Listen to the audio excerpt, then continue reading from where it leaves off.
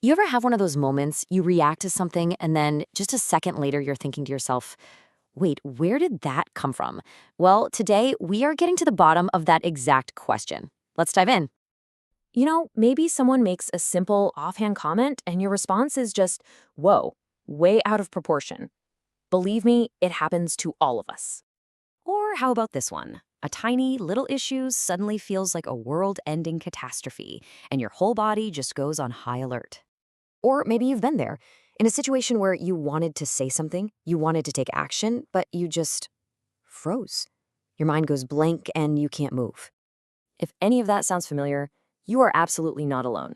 Today, we're going to pull back the curtain and look at the hidden wiring that shapes these automatic responses, from the science of your brain to the story of your life. All right, so the first thing we really need to understand is what your brain is actually doing all day, every day. It's not just thinking, it's protecting. This is its core function, its prime directive, running 24/7 in the background. Your brain is a prediction machine, and its ultimate goal is survival. This is exactly why so many of our reactions feel automatic, because, well, they are. This security guard metaphor is just perfect. This guard isn't waiting for your permission. It scans everything, looks for familiar patterns, and if it sees something that remotely resembles a past threat, it hits the alarm bell, all before your conscious mind has even had a chance to process what's going on. So let's talk about that alarm system. This is how that protective instinct actually kicks into gear, and it's one of the oldest, most powerful pieces of hardware in your brain. You've definitely heard of fight or flight. This whole thing is an ancient survival mechanism run by a tiny almond-shaped part of your brain called the amygdala. You can pretty much think of it as your brain's big red panic button. What's really fascinating is seeing how these ancient responses play out in our modern lives. Fight isn't a physical brawl anymore. It's getting super defensive. Flight isn't running from a predator. It's avoiding a tough conversation. And freeze, that's that classic deer in the headlights feeling when you're put on the spot. And this is the absolute key.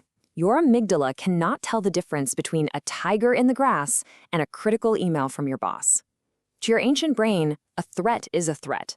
So things like embarrassment, criticism, or even just uncertainty can trigger the exact same biological panic as real physical danger. So we've got the biology, but that's only half the story. The other half is all about psychology, and that means we need to talk about your personal history.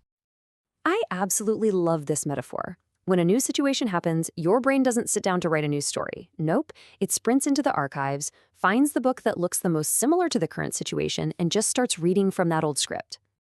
So your triggers, they aren't random. They are very specific cues that point right back to one of those books in your library. It could be a tone of voice that sounds just like a critical parent, or the feeling of being interrupted that brings up old feelings of being ignored. These are literally echoes of your past, playing out in your present. So let's layer on two more factors that shape your reactions right here in the moment: your personality and your current environment. Because, not all reactions are these deep, historical responses. Sometimes it's just how you're wired. A thinker will try to analyze something before they feel it, but a feeler gets hit with the emotion first, and the logic comes way later. Neither is right or wrong, they're just different operating systems. Same goes for introverts who need to pull back to process, and extroverts who need to talk it all out. And then there's your environment, which acts like a massive volume dial on your reactions. Just look at this. When you're calm and rested, the intensity is low. But when you're stressed and tired, that bar shoots way up. That's not a character flaw, it's just brain chemistry. Remember that security guard? When you're running on empty, it gets jumpy.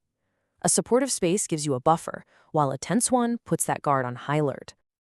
Okay, so we've looked at the science and the psychology. Now for the most important part of all. What can you actually do about it? Here is the most empowering truth of all.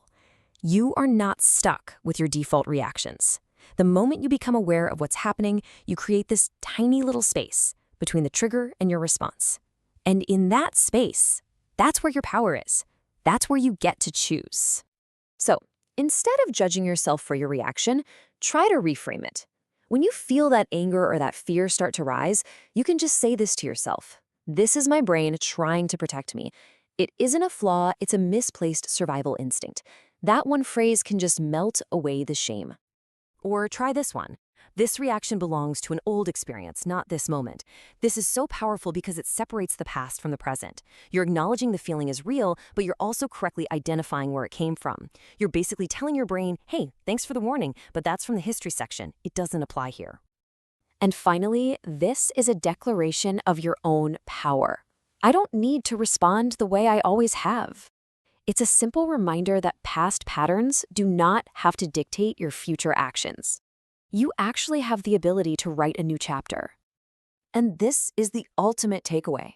You can't just willpower your way out of a biological or deeply learned response, but you can understand it with compassion. And that understanding, that is what truly unlocks the power to change. So I'll leave you with this thought. You are not your anger. You are not your anxiety. Those things are just patterns, not your identity. And the beautiful thing about patterns is that they can be rewritten. So the real question isn't about reacting perfectly, it's about understanding yourself deeply and then deciding, who do you want to become?